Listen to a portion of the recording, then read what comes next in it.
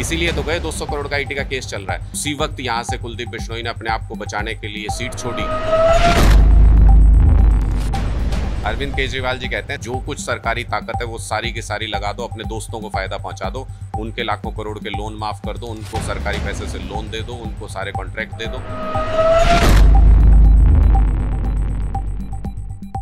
ये जो परिवारवाद और दोस्तवाद है, इसने पूरे देश को बर्बादी के कगार पे लाके खड़ा कर दिया। एक पार्टी चाहती है परिवार के लिए हो, एक पार्टी चाहती है दोस्तों के लिए हो। अब भारतवाद होगा। जो हमने दिल्ली में किया, जो हमने पंजाब में किया, केस से बचने के लिए गए हैं पार्टी में, 100% केस से बचने के लिए गए हैं। 2024 में पूरे बहुमत की सरकार बनेगी हरियाणा के अंदर, इस उपचुनाव को जीत के बनेगी। बड़े बड़े नेताओं के गढ़ तोड़े हमने, गढ़ तोड़ने में महारत है आम आदमी पार्टी की। आदमपुर में इस बार दादा लाई तोड़ेंगे। मैं अनाउंस कर रहा हूँ, लिख के रख लेना, जब चुनाव हो जाएगा उसके बाद हम फिर बैठेंगे। आम आदमी पार्टी की बात करें तो एक नाम आया है हरियाणा में, नवीन जयहिंद का। हरियाणा में भी बिजली फ्री देंगे, हरियाणा में भी पानी फ्री देंगे, हरियाणा में भी महिलाएं फ्री ट्रेवल करेंगी बसों के अंदर भी। जितना इनके पेट में दर्द होता हो जी, बेटा लड़ो चाहे बाप लड़ो, इस बार दादा लाई तोड़ेंगे।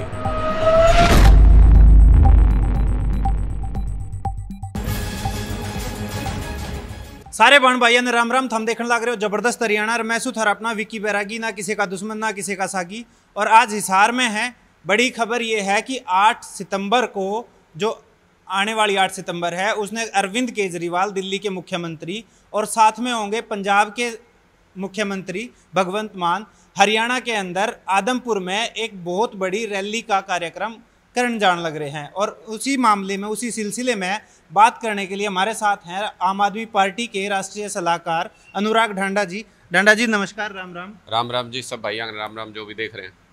अनुराग ढांडा जी के बारे में अगर बात करें तो आज आम आदमी पार्टी में राष्ट्रीय सलाहकार हैं, लेकिन उससे पहले पत्रकार भी रहे हैं। आज तक में रहे हैं, न्यूज़ 18 में रहे हैं। एक लंबा सफ़र उन्होंने पत्रकारिता के तौर पे भी निभाया है।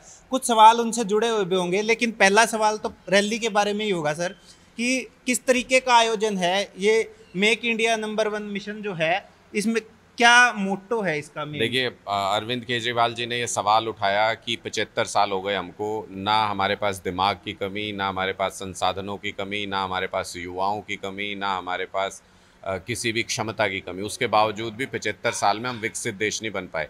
बचपन में हम भी यही पढ़ते थे, विकासशील हैं, विकसित बनेंगे। हमारे बच्चे भी आज यही पढ़ते हैं, और अगर इसी हिसाब से चलता रहा तो उनके बच्चे भी यही पढ़ेंगे कि विकासशील हैं, विकसित बनेंगे किसी दिन, लेकिन बन नहीं पाए। अरविंद केजरीवाल जी कहते हैं सारी काबिलियत है हमारे अंदर, बस पहले एक पार्टी पूरी शिद्दत से लगी रही परिवारवाद करने में, अपने परिवार को सारा कुछ दे दो, राज आए तो सारे फायदे अपने परिवार को दे दो। अब दूसरी पार्टी है जो दोस्तवाद में लगी हुई है कि जो कुछ सरकारी ताकत है वो सारी की सारी लगा दो, अपने दोस्तों को फायदा पहुंचा दो, उनके लाखों करोड़ के लोन माफ कर दो, उनको सरकारी पैसे से लोन दे दो, उनको सारे कॉन्ट्रैक्ट दे दो। ये जो परिवारवाद और दोस्तवाद है, इसने पूरे देश को बर्बादी के कगार पे लाके खड़ा कर दिया। अरविंद केजरीवाल जी कहते हैं अब भारतवाद होगा। जो हमने दिल्ली में किया, जो हमने पंजाब में किया, अब वो भारतवाद होगा, यानी भारत के लोगों के लिए काम होगा सरकार के अंदर, और किसी के लिए काम नहीं होगा। ये जो इनके पेट में दर्द हो रहा है ना कि ये फ्री में क्यों दे रहे हैं, अरविंद केजरीवाल फ्री में क्यों दे रहे हैं, देश बर्बाद हो जाएगा, ये पेट में दर्द इसलिए हो रहा है क्योंकि अब भारत के लोगों के लिए काम होना शुरू हो गया। इनको ये बर्दाश्त नहीं। एक पार्टी चाहती है परिवार के लिए हो, एक पार्टी चाहती है दोस्तों के लिए हो। तो उसी भारतवाद का आगाज़ करने के लिए 2 दिन के दौरे पे आ रहे हैं दोनों मुख्यमंत्री। 7 और 8 तारीख को हिसार और आदमपुर में रहेंगे, और 2 दिन के दौरे के दौरान युवाओं से बातचीत करेंगे, उनसे सवाल जवाब होगा, प्रेस के साथ बातचीत करेंगे, प्रेस कॉन्फ्रेंस होगी, आप सब लोग सवाल पूछ पाएंगे। और वो मोदी जी की तरह भी नहीं करते कि कभी प्रेस के सामने आए नहीं, दोनों मुख्यमंत्री आपके सामने बैठेंगे, जो मन में आए आप लोग सवाल करना, उनका संतुष्टि से जवाब देंगे। और अगले दिन 8 तारीख को आदमपुर के अंदर पहले भव्य तिरंगा यात्रा होगी, बहुत शानदार, हज़ारों लाखों की तादाद में लोग उसमें हिस्सा लेंगे। और वो एक मिसाल बनाने के लिए कि ये देशभक्ति हमारे अंदर, जिसको ये जो फर्जी राष्ट्रभक्ति बीजेपी करती है ना, उसको साइड करके लोगों को देश के बारे में सोचने पे विवश करना, उसके लिए एक तिरंगा यात्रा होगी। और उसके बाद बहुत बड़ी रैली होगी, और इस रैली के बाद पूरे आदमपुर में माहौल बदलेगा। ये इस तरीके की रैली होगी। अरविंद केजरीवाल ने कहा, आपकी पार्टी के लोगों ने कहा कि ये वाली जो रैली है ये कोई राजनीतिक रैली नहीं है, ये देश में एक नए बदलाव के लिए रैली है। तो राजनीतिक रैली नहीं है तो आदमपुर ही क्यों चुना गया इसके लिए? बहुत सोच समझ के आदमपुर चुना गया। मतलब आम आदमी पार्टी कभी भी जो बात बोलती है वो करती है वाली बात है। अगर हमने आदमपुर चुना तो मैं आपको बताता हूँ कि क्यों आदमपुर चुना। हमने कहा कि हमको परिवारवाद खत्म करना पड़ेगा, हमको दोस्तवाद खत्म करना पड़ेगा और भारतवाद लाना पड़ेगा। हरियाणा के अंदर जब हमने चारों तरफ नजर मार के देखा तो सबसे बड़ा परिवारवाद और दोस्तवाद का उदाहरण आदमपुर में ही मिला हमको। बिल्कुल। सबसे बड़ा परिवारवाद 1968 के बाद से एक ही परिवार का विधायक यहाँ पे रहा। और अब जब 200 करोड़ का आईटी का केस था, बचना था उनको, तो उन्होंने किसको अपनाया? दोस्तवाद को अपना लिया। उस पार्टी में चले गए जो दोस्तवाद करते हैं। तो सबसे बड़े उदाहरण केस से बचने के लिए गए हैं पार्टी में, 100% केस से बचने के लिए गए हैं। नहीं तो विधायक तो थे ही। अब वो मुख्यमंत्री का चुनाव थोड़ी लड़ रहे हैं, विधायक का ही लड़ रहे हैं। मुख्यमंत्री की तो सीट कोई खाली नहीं बीजेपी में।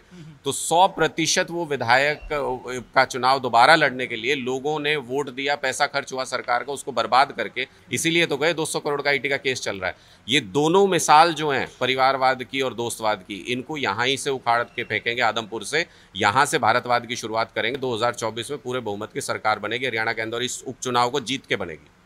तो इसका मतलब कहीं ना कहीं मकसद पीछे राजनीति वाला ही है रैली के? मकसद राजनीति वाला नहीं है। मकसद ये पूरे देश को एकजुट करने का है, 130 करोड़ भारतीयों को जोड़ना है। लेकिन जिस मकसद को लेके चल रहे हैं, अगर उसका ये ऊपर वाला कराता है, ये किसी और के बस की बात नहीं है, ये ऊपर वाला कराता है। आप सोचो कि जिस वक्त हमने परिवारवाद दोस्तवाद खत्म करके भारतवाद को लाने का ऐलान किया, उसी वक्त यहाँ से कुलदीप बिश्नोई ने अपने आप को बचाने के लिए सीट छोड़ी। उसी वक्त उपचुनाव का ऐलान हुआ और इन दोनों का उदाहरण स्थापित करने के लिए उसी वक्त हम ये make India number 1 campaign Haryana के अंदर यहाँ से लॉन्च करें। पूरे देश में लॉन्च होना है, ये हर स्टेट में जाएंगे मुख्यमंत्री जी।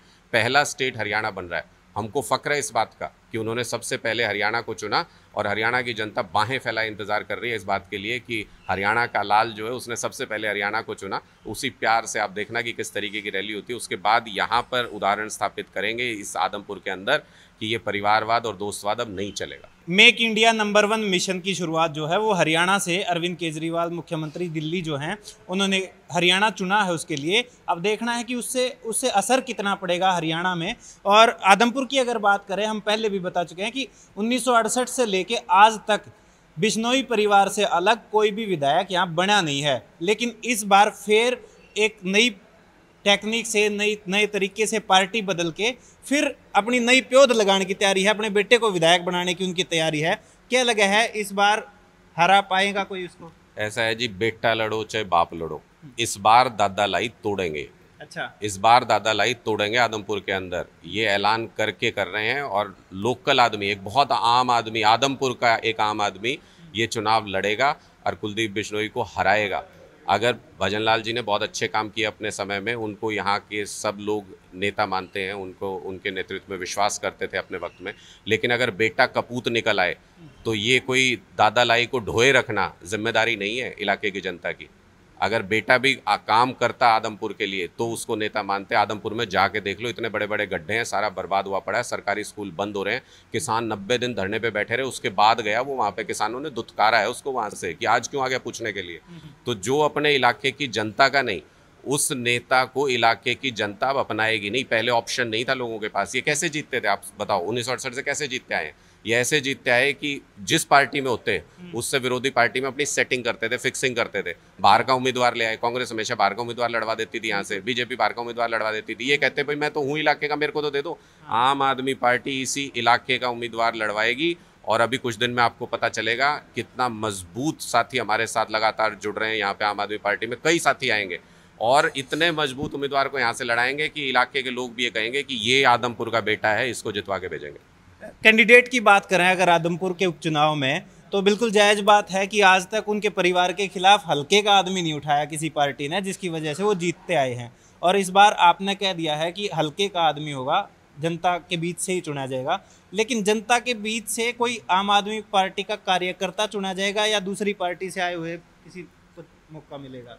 आम आदमी चुनाव जब होगा तो आम आदमी पार्टी सर्वे कराती है कि हमारे पास आज के दिन में हमारे जितने भी साथी आम आदमी पार्टी से जुड़े हुए हैं उनमें सबसे मजबूत कौन है। जो चुनाव लड़ना चाहते हैं वो साथी बताते हैं भाई हम चुनाव लड़ना चाहते हैं। आम आदमी पार्टी खुद नहीं डिसाइड करती कभी भी। आदमपुर के लोगों से पूछेंगे कि इनमें से बताओ सबसे मजबूत साथी कौन है, और जिसका वो नाम लेंगे आदमपुर के लोग तय करेंगे हमारा उम्मीदवार। पंजाब में हमारा सीएम पंजाब के लोगों ने तय किया था कि भगवंत मान होगा, तो आदमपुर के लोग तय करेंगे कि हमारा उम्मीदवार कौन होगा। और यही सबसे मज़ेदार बात है कि जब जब आम आदमी पार्टी एक आम आदमी को टिकट देती है पूरा इलाका लड़ता है बड़े बड़े नेताओं के खिलाफ। हमने उदाहरण स्थापित किए हैं, बड़े बड़े नेताओं के गढ़ तोड़े हमने। गढ़ तोड़ने में महारत है आम आदमी पार्टी की। आदमपुर में इस बार दादा लाई तोड़ेंगे, मैं अनाउंस कर रहा हूँ, लिख के रख लेना। जब चुनाव हो जाएगा उसके बाद हम फिर बैठेंगे इसी तरीके से। और आप ये कहोगे कि बात 2-3 महीने पहले कह के गए थे, वो बात ज़मीन पे उतर गई। आम आदमी पार्टी हरियाणा में भी दिल्ली और पंजाब की तरह राजनीति की सूरत बदलने खातर तैयार है और शुरुआत उसकी आदमपुर हलके से करी जाएगी, क्योंकि उपचुनाव जो है आदमपुर हलके में होने वाला है। तो आम आदमी पार्टी की बात करें तो एक नाम आया है हरियाणा में, नवीन जय हिंद का। आप पत्रकार थे, पत्रकारिता छोड़ के आम आदमी पार्टी में आए, और नेता भी आने लग रहे हैं और लोग भी आने लग रहे हैं, लेकिन नवीन जय हिंद का नाम आया है तो उन लोगों में गिना जावा है जिन्होंने शुरुआत में पानी दे दे के, खाद दे दे के पार्टी को बड़ा किया। एक छोटे से पौधे को उगा के आज पेड़ जो बना है, उनमें उनका नाम आवा है, लेकिन उनको दरकिनार कर दिया गया। क्या लगता है, ऐसे नेताओं की जरूरत फिर से पड़ेगी उनको वापस? देखो, आम आदमी पार्टी में किसी को दरकिनार नहीं किया जाता। आम आदमी पार्टी में नेता नहीं हुआ करते। आम आदमी पार्टी में होते हैं कार्यकर्ता सारे के सारे। और आज़ादी की लड़ाई जब लोग लड़ रहे थे तो किसी ने किसी की बाँह पकड़ के कुछ आगे काम नहीं कराया था। सब अपनी मर्जी से, अपनी हिम्मत से करते हैं। ये आज़ादी की दूसरी लड़ाई चल रही है। सब अपनी हिम्मत से, अपनी मेहनत से काम करते हैं। सबको पता है कि CBI भी आएगी, ED भी आएगी, पुलिस भी आएगी, केस भी होंगे, सब कुछ होगा। सबको सारी चीज़ पता है। उसके बाद भी हम सारा कुछ छोड़ छाड़ के, अपनी नौकरियाँ छोड़ के, अपने काम धंधे छोड़ के हम इस आज़ादी की लड़ाई में कूदे हैं सारे के सारे। तो ये बात, तो ये जिम्मेदारी तो साथियों को तय करनी होती है कि कौन कितना सेक्रीफाइस कर सकता है और कब तक कर सकता है। कुछ साथी हैं जो इस राह को बीच में छोड़ के चले जाते हैं कि बस भैया अब और नहीं हो पा रहा मेरे से, तो ठीक है, उन साथियों का भी पूरा सम्मान है। बहुत से पुराने साथी थे जो इस लड़ाई को बीच में छोड़ के चले गए, वो सारे साथियों का हमें पूरा सम्मान है। लेकिन ये लड़ाई तो जो आखिरी मोड़ तक लड़ेगा, जो आखिरी मुकाम तक जो लड़ाई लड़ेगा, वही इस आज़ादी की लड़ाई में स्वतंत्रता सेनानी कहलाएंगे, वही इस आज़ादी की लड़ाई में लड़ाके कहलाएंगे। हरियाणा में किन किन मुद्दों पे इस वक्त आपकी पैनी नज़र है? कौन कौन से बड़े मुद्दे देख रहे हो? सबसे बड़ा मुद्दा हिंदुस्तान में, सिर्फ हरियाणा में नहीं, पूरे हिंदुस्तान में सबसे बड़ा मुद्दा आज के दिन में ये है, 75 साल हो गए हमसे टैक्स लेते हैं। कोई गरीब से गरीब आदमी नहीं, ये कहते हैं ना अमीर टैक्स देते हैं, अमीर नहीं, गरीब से गरीब आदमी भी टैक्स देता है। ब्रश खरीदेगा ना तो भी टैक्स देगा, आजकल तो अनाज खरीदे तो भी टैक्स देता है, खाने की चीज़ों पे भी लगा दिया इन्होंने। तो अगर टैक्स देते हैं तो सरकार की जिम्मेदारी है कि उनको वो सारी सुविधाएं मिलनी चाहिए जो हम मूलभूत सुविधाएं फ्री देने की बात करते हैं। सबको देंगे, हरियाणा में भी बिजली फ्री देंगे, हरियाणा में भी पानी फ्री देंगे, हरियाणा में भी महिलाएं फ्री ट्रैवल करेंगी बसों के अंदर, हरियाणा में भी स्कूल फ्री होंगे और प्राइवेट से बेहतर होंगे सारे सरकारी स्कूल, सारे अस्पतालों में दवाई मिलेगी और फ्री इलाज होगा, फ्री ऑपरेशन होंगे, सारे टेस्ट फ्री में होंगे हरियाणा के अंदर भी। जितना इनके पेट में दर्द होता हो, आजकल मोदी जी कहते हैं ना कि ये फ्री में बांट रहे, फ्री बांट, जितना इनके पेट में दर्द होगा उतना ज़्यादा देंगे। लोगों का पैसा है, लोगों को दे रहे हैं, किसी के घर से पैसा लेके नहीं दे रहे, लोगों का पैसा लोगों के पास जाएगा। आज तक ये जाने नहीं देते थे, टैक्स का पैसा ये सारा का सारा चोरी करके अपने घरों में, परिवार में और दोस्तों में बांटते थे। ये सारा पैसा भारत के लोगों के पास जाएगा। यही हमारे मुद्दे हैं, सब जगह लेके जा रहे हैं। आपने आज से पहले कभी सुना था हरियाणा में सरकारी स्कूल बंद होने को लेकर आंदोलन हो गया हो? कभी आज तक सुना था? अब हो रहे हैं कि नहीं हो रहे हैं सारे हरियाणा में, सारे स्कूलों के सामने लोग आम आदमी पार्टी के मुद्दों पे बात कर रहे हैं। लोगों को पता है कि अब वो आदमी आ गया जो विकसित देश बना सकता है हिंदुस्तान को, और बहुत जल्दी बना सकता है। और अरविंद केजरीवाल जी तो ये भी नहीं कहते कि हमें हमारी पार्टी को वोट दोगे तभी विकसित बनेगा। ये कहते हैं कि जो हमारे मुद्दों पे काम कर रहा है, तमिलनाडु की सरकार ने 25 स्कूल बनाए अभी हम हमारे स्कूलों को देख करके, और अरविंद केजरीवाल जी को बुलाया वहाँ उद्घाटन करने, तो अरविंद केजरीवाल जी वहाँ भी चले गए। वाहवाही तो तमिलनाडु सरकार की हो रही है, लेकिन वहाँ भी चले गए। हमें मुद्दे से मतलब है, इस भारत को विकसित देश बनाना है, हमने दिल से ठान रखी है और बना के रहेंगे। शिक्षा स्वास्थ्य की जहाँ तक बात आवे है तो मुफ्त में वो जायज़ लगे, लेकिन आपने नहीं लगता कि बाकी और चीज़ें जो हैं वो आदमी ने नकारा भी कर दे में ज़्यादा फ्री में मिलती है? एक भी चीज़ ऐसी नहीं है। आप दुनिया के विकसित देशों में देखोगे तो ऐसी बहुत सारी सुविधाएं मिलती हैं वहाँ पे, और क्यों मिलती हैं? अभी रिसेंट एग्जांपल है, मतलब जर्मनी में हुआ और दूसरे देशों में हुआ। महंगाई कितनी ज़्यादा होगी आप खुद सोचो। अगर कोई 10-15 हज़ार रुपये कमाता है, वो अपने बच्चे की स्कूल की फ़ीस दे सकता है? वो बिजली का बिल भर सकता है क्या? वो अपने बच्चों को सुविधाएं दे सकता है? नए कपड़े नहीं खरीदते गरीब आदमी अपने बच्चों के लिए 2-2, 4-4, 5-5 साल तक। क्यों? क्योंकि सारा पैसा जो कमाते हैं सारा खर्च हो जाता है। तो आम आदमी पार्टी मूलभूत सुविधाएं फ्री दे करके सारी की सारी, ताकि आपको ये चिंता ना हो कि मैं जीऊँ कैसे।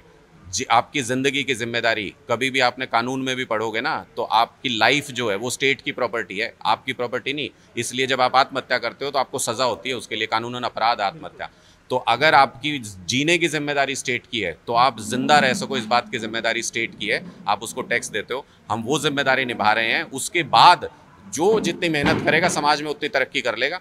उसके बाद जिसके पास जितने आइडियाज़ होंगे, जो जितना मेहनत करेगा समाज में उतना ऊपर चला जाएगा। लेकिन जिंदा रहने की जिम्मेदारी सरकार की है और बसाने का काम अरविंद केजरीवाल करते हैं। सारी पार्टियां बांटने का काम करती हैं, हम बसाने का काम करते हैं। आखिरी सवाल है मेरा आपसे कि एक तो पत्रकारिता की अगर बात करें, आप पत्रकारिता छोड़ के राजनीति में आए हैं और पत्रकारिता में भी अनुराग ढांडा जी उस दायरे में थे जिसको गोदी मीडिया का नाम दिया जावा है। तो क्या लगे है गोदी मीडिया जो नाम दिया गया है वो जायज दिया गया है, किसी के चीजें वहां पे हैं देखने में? देखिए, और आप पत्रकारिता से राजनीति में किस तरह? देखिए, ये किसी को बताने की जरूरत नहीं है। आज के दिन में पूरे हिंदुस्तान में आप किसी से पूछ लो कि मीडिया क्या रोल प्ले कर रहा है। बीजेपी वाले लोग भी आज के दिन में अगर टीवी देख रहे हैं तो वो ये बताते हैं कि भाई साहब बाकी सब तो ठीक है, लेकिन ये सारे के सारे उसके फेवर में कैसे बोले हैं। तो ये तो लोगों अपने आप एनालाइज कर लेते हैं। इन सब चीज़ों से फ़र्क नहीं पड़ता। कुछ समय तक आप गुमराह कर सकते हो, लेकिन फिर लोगों को नज़र आने लग जाता है। मैं किसी भी मीडिया चैनल में रहा, मैंने कभी भी अपने ईमान के साथ कॉम्प्रोमाइज़ नहीं होने दिया। आप मेरी सारी मीडिया रिपोर्ट्स भी अगर पुरानी निकाल के देख लेंगे, चाहे मैं किसी भी चैनल में रहा, मैंने पूरी ईमानदारी के साथ अपना काम करने की कोशिश की। वो भी जनसेवा थी। लोगों की आवाज़ उठाने के लिए तो मीडिया में गए थे। किस लिए गए थे?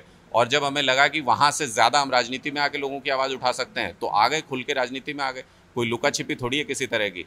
कोई किसी का नुकसान थोड़ी किया मीडिया में रहते हुए। मीडिया में रहते हुए भी हज़ारों लाखों लोग प्यार करते थे, बोलते थे जी इतनी ईमानदारी से आप अपनी बात कैसे कह देते हो इन सब चीज़ों के बीच में। और जब लगा कि उससे ज़्यादा बात यहाँ कह सकते हैं, तो यहाँ आके कह रहे हैं। तो अब रैली की बात करें तो कौन कौन से और बड़े चेहरे इस रैली में मौजूद होंगे? देखिए, 2 स्टेट के सीएम आ रहे हैं। आम आदमी पार्टी के पास 2 ही सीएम है इस टाइम। दोनों के दोनों हमने यहाँ पे झोंक दिए हैं हरियाणा के अंदर। और पूरी ताकत लगाती है आम आदमी पार्टी। जहाँ उसको विश्वास हो जाता है कि यहाँ पे हम सत्य की लड़ाई लड़ रहे हैं, यहाँ पे हम सही बात के लिए लड़ रहे हैं, वहाँ हम पूरी ताकत लगाते हैं। आम आदमी पार्टी के कार्यकर्ता भी पूरी ताकत लगाएंगे। ये अद्भुत रैली होगी। ऐसी आदमपुर में आज से पहले इतिहास में हुई नहीं। आप आके देख लीजिएगा, आज से पहले आदमपुर में ऐसी रैली नहीं हुई। और चुनौती देते हैं कांग्रेस को भी और बीजेपी को भी, ऐसी रैली करके दिखा दें। चुनाव तक अगले 2 महीने की भी छुट्टी देते हैं, करके दिखा दे। कोई भी बड़े से बड़ा उनका नेता आ जाए। कैथल में जेपी नड्डा जी आए थे, कुर्सियां खाली पड़ी थी। यहाँ पे आप देखिएगा रैली किस तरीके की होगी आम आदमी पार्टी की।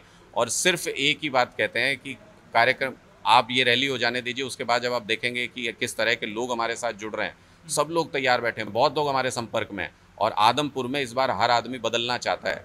आदमपुर में इस बार हर आदमी बदलना चाहता है कि इस आदमी ने इस हल्के का बहुत नुकसान कर दिया, इसको हटाना बहुत ज़रूरी है। तो सारे लोग हमारे संपर्क में हैं। जिस तरीके के आने वाले दिनों में आम आदमी पार्टी में ज्वाइनिंग होने वाली है, जिस तरीके के लोग आम आदमी पार्टी से जुड़ने वाले हैं, आप खुद कहेंगे कि आदमपुर की लड़ाई हम जीत रहे हैं।